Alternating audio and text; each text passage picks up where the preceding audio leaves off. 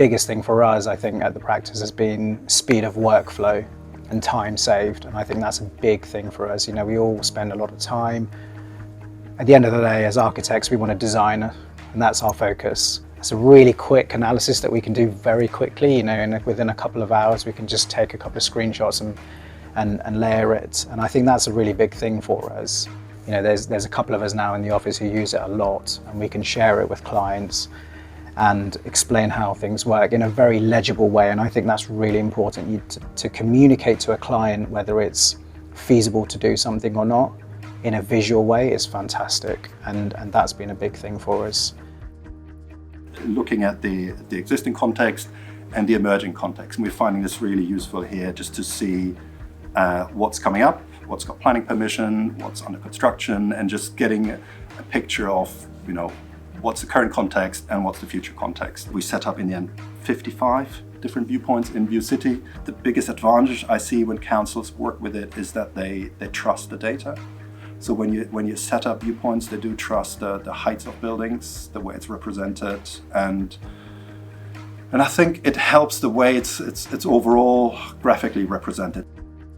We mainly use it on the very early stages of the design when we are looking at the feasibility of a site, testing different massing options. We always check for the conservation area around all listed buildings, which can inform our design and key constraints. Amenities in terms of open spaces and even educational buildings, local facilities, which all informs our pre-application documents and makes the process easier. It's easier for us to actually work even with the colors and start editing a bit more, which in terms of the time we used to spend and the time we are spending now, it's a huge difference. And yeah, it makes it much easier for us to very quickly produce diagrams that from the early stages of the design. We actually use this to say, actually, you know, we are impacting 0.0014% on the skyline. You know, so it was used, you know, to justify the heights, and then, you know, bring the council on that journey. And we just saw it as giving us an edge as a.